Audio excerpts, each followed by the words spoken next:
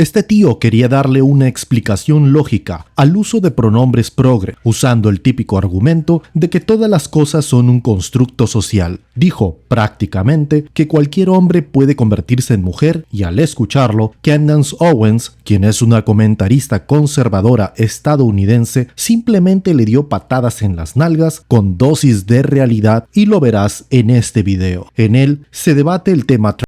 Mira el video completo y dime si estás de acuerdo con Candance o no. Pero antes, te comento que por fines prácticos el video se dividirá en 3 partes. Asimismo, suscríbete a nuestro canal si te gusta este tipo de contenido. Tenemos la meta a mediano plazo de llegar a los 100,000 suscriptores. Sin mayor dilación, empecemos. I grew up in a family where one of my uncles had severe mental disorders and thought he was like Indian from a tribe or something, kind of got it because he was in solitary confinement for too long and he actually went crazy in prison. So I've always been sensitive to people that have, mental disorders.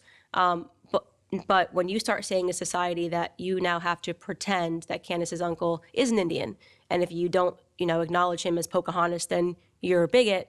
That's wrong. Now you're putting the pressure on me to not just be, accepting of this, but now to play the crazy game and to say, if you mispronounce and you don't call him Chief Pocahontas, then you're a bigot. Yeah. I don't play that game. I'm like, I'm going to live in reality. You cannot live in reality. You can say how you feel. You can say what you think you see. You can say that you think that, we're on Mars right now, but I'm not going to pretend that I see Mars because it makes you more comfortable. One, this isn't a case of someone thinking there's something that they're not. What people are saying is that there is a misalignment between my sex and my disorder.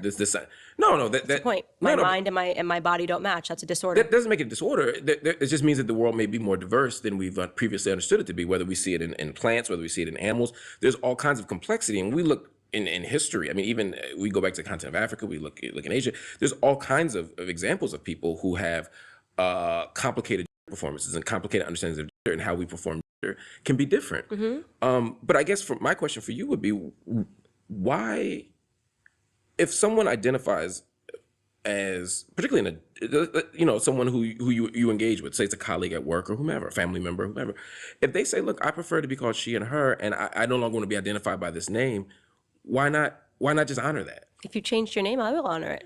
But why not? I mean, I'm sure you call people by nicknames and all. I'm sure you grew up in a black neighborhood, right? Mm-hmm. People, I know you know somebody named Peanut, right? Yeah. You're right. You don't say, well, that's not your legal name. Your mama named you Joe. I'm gonna call you Joe. No, I'm saying if a name is one thing, but if you're asking me to change pronouns, I'm not going to do that because these are established pronouns. You're asking me to now change the English language, right? We know why we call female she, her, girl, woman. Okay, these are words that have meanings. These are words that have meaning. So this is a book, right? So could you call this is a book and this is a mug? Could you call this a book and call this a mug? Yes, you could do that if you want to change it, but words have meanings, right? So now if I switch it and you say, well, this mug wants to be called a book, it's a mug. It's just a mug. This is the word we've established for mugs. This is the word we've established for books. So you're asking me to change the actual meaning of words to accommodate you. I'm not going to do that. No. I'm not going to do that. It is. Because not only is it a request, you can now get in trouble in certain states. I'm saying that's not people. Someone. The request of the community is not that I'm actually a man, but I want you to pretend I'm a woman. The argument of the community, which I agree with, is no, I am a woman. And so I want you to revert me. But you're not a woman. So that's the problem. So this is what I say is now you've asked me to take on your mental disorder, right? So I am okay with the fact the argument from my uncle who thinks he's a Native American from a certain tribe is that this is what he thinks. He thinks, but he's not. Okay, so I'm not. Then to say to me that argument is valid because he thinks it. No, just because you think something doesn't make it real. Okay, but that's exactly about an experience and a performance and a social construct. It's not a social construct. Stop saying a social construct. To say that words don't have meaning and they're socially constructed means nothing. And I'll tell you why. They are. But you say that, but then This wasn't always a book. This could be called mug. So then you know what it is? Our entire discussion about Black America meant nothing. There's no such thing as racial injustice. See what I did there? Because black is a social construct. Yeah, but we live in a social reality. So within that social reality... It can't be both, Mark. So you either think that the gender wage gap is BS, that feminism is wrong, and that racial disparities are all because everything's a social construct. You're either going to go full postmodernist and say nothing is real and it's all made up, or you're going to acknowledge that there are some hard, concrete truths. If there are hard, concrete truths, you and I are black, okay? That's not going to change because we wake up and we decide, you know what, today I'm white and it's just how I feel, and today I'm Chinese. No, no, no, you and I are black, okay? We are acknowledged as black people, we're sitting down as black people. I am a woman, you are a man, okay? Now, if I want to wake up tomorrow and say I'm a man, you want to say you're a woman, and we want to play the crazy game, we can do that. To then say all of society now is to pretend that it was all a social, no, it was a social contract. You were born a male, I was born a female. Yes, that's... We are black. Aunque los progres no quieran aceptarlo, existen muchos países europeos como Noruega y algunos estados en Estados Unidos como Texas en los que los mal llamados tratamientos de reafirmación de género, al menos en menores de edad, han sido prohibidos a causa de los estudios tocados en este canal, en otros videos, que demuestran que en términos sencillos no cumplían con lo que prometían. La tasa de suicidio en personas con disforia de género y personas trans es enorme en comparación a las tasas de suicidio de la población en general. Culpables, según los progres, la sociedad. Es por ello que se prometía a jóvenes, niños y a sus padres, usando de por medio pseudo investigaciones probatorias, que la reafirmación de género fulminaba este tipo de tendencia. Sin embargo, estudios de mayor calibre demostraron que esta tasa de suicidios no ha desaparecido o siquiera disminuido, ni siquiera en lugares donde se daba la reafirmación de género como si de caramelo se tratase, ni en lugares en los que se aplicaron desde hace muchísimos años atrás políticas de inclusión. Es por ello que, tal como menciono, se está cambiando las mal llamadas terapias de reafirmación de género por la psicoterapia. ¿Tú qué opinas? Continuemos con el video. Okay, it's a color though. Black is it's a word that we use to say female is a word that we use that has a meaning. Yes, it means you are born with a, you can have children, you have a uterus. When you are a male, you are born with a penis, you get a woman pregnant. These words have real meanings. We cannot suddenly get into society where there are no truths. So to acknowledge a social construct does not mean that we ignore biology, and it doesn't mean that we don't have... Can men get pregnant? Depends. I know. What does it depend on? I know men that can get pregnant. That means it's a woman.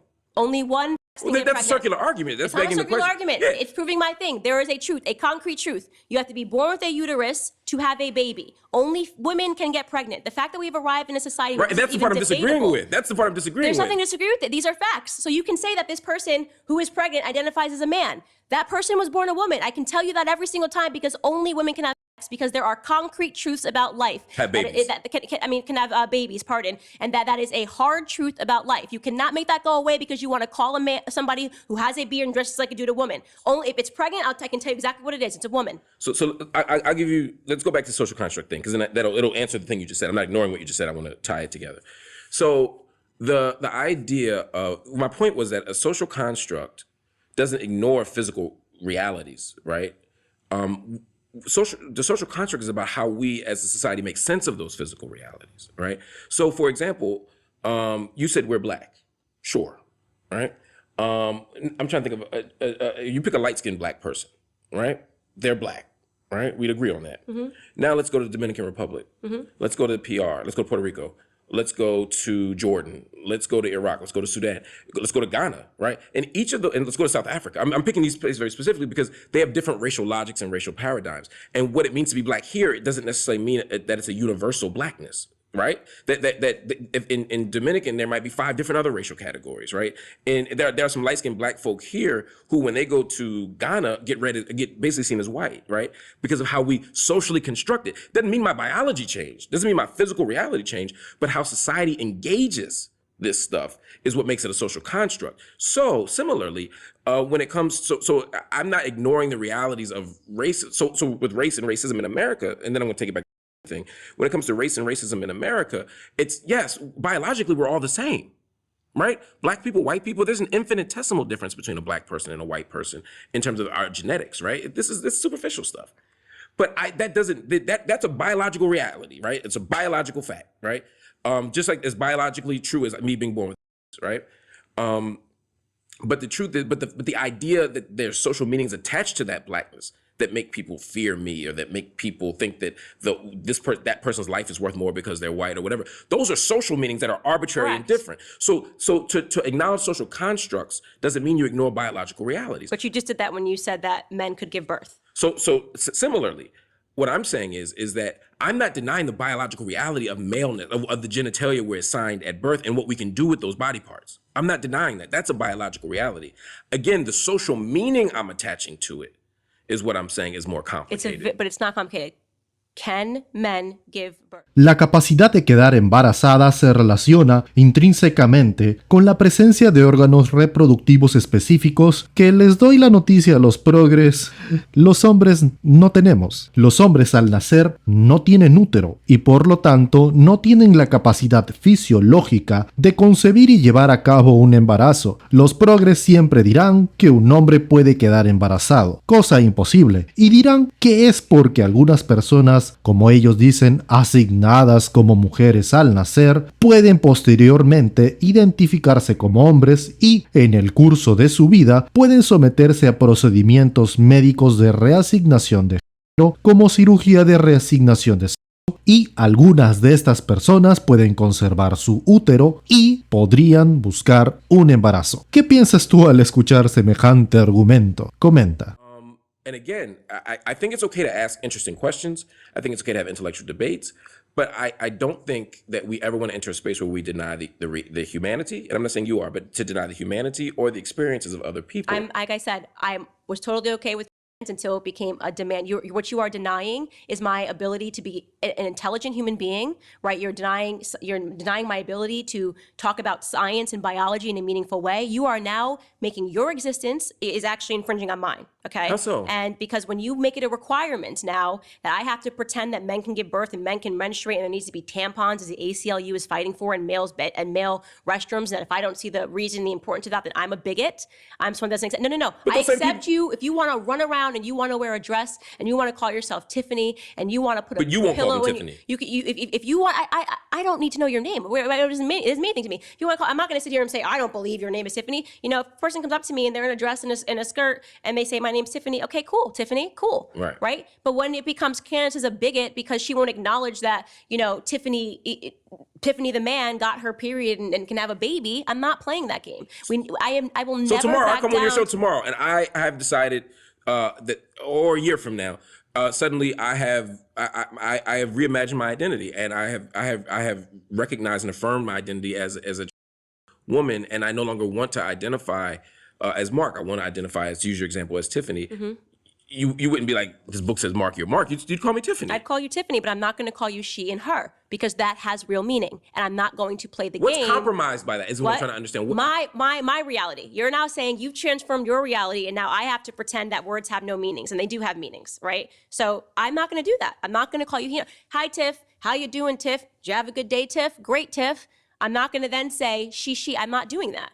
And if people cannot, if people the demand. But you won't either. What? I'll just call you Tiffany. And if they say where'd Tiffany go, you're not gonna be like he just left. You'll say she just left. I'll probably slip up once or twice. But I'm not talking about mistakes, but I'm saying you wouldn't intentionally misgender me. No, I wouldn't intentionally misgender you, but I don't want Tiffany in my bathroom.